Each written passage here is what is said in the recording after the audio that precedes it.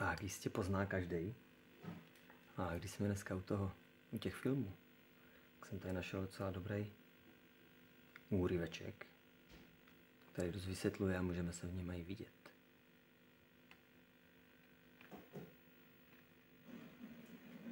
Řekl bych, že se teď cítíš trochu jako Alenka, když padala králičí noru. Tak nějak. Vidím ti to na očích. Tvůj pohled neuhýbá před tím, co vidí. Jen čekáš, kdy se probudíš. Paradoxně to tak může být. Ty věříš na osud, Neo? Ne. Proč ne? Já sám chci být pánem svého života. Já vím přesně, jak to myslíš. Jsme tvůrci. Teď ti řeknu, proč jsi tu. Jsi tu, protože něco víš. Ale neumíš to vysvětlit. Jen to cítíš. Cítil jsi to celý svůj život. Se světem se něco děje. Ty nevíš, co to je, ale máš to v sobě. Jako střepinu v mozku. Je to k zbláznění. A tenhle pocit tě dovedl ke mně. Tak už víš, o čem mluvím? O Matrixu.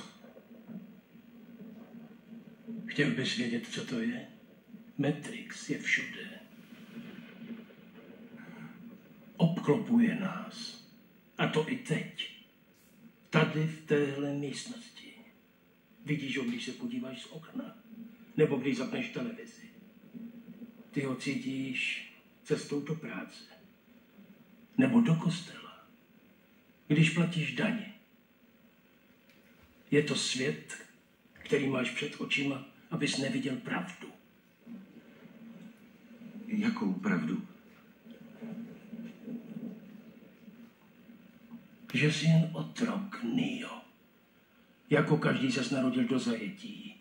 Žiješ ve vězení, které vlastně už vůbec nevnímáš. Přesně. Uvěznili tvoji mysl. Ovládej myšlenky, které pak tvoří.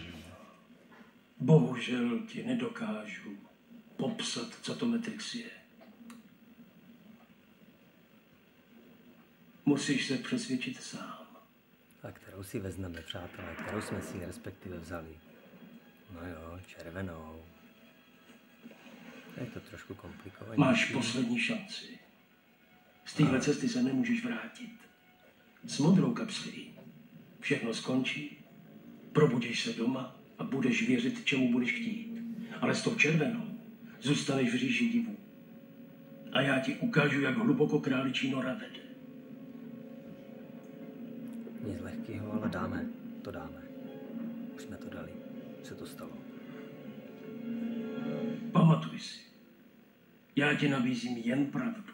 Nic víc. A pravda osvobozuje. Jedině tak můžeme být svobodní, že ano? Tak pojď. Ej, Boku, jsme připojeni? Hned to bude.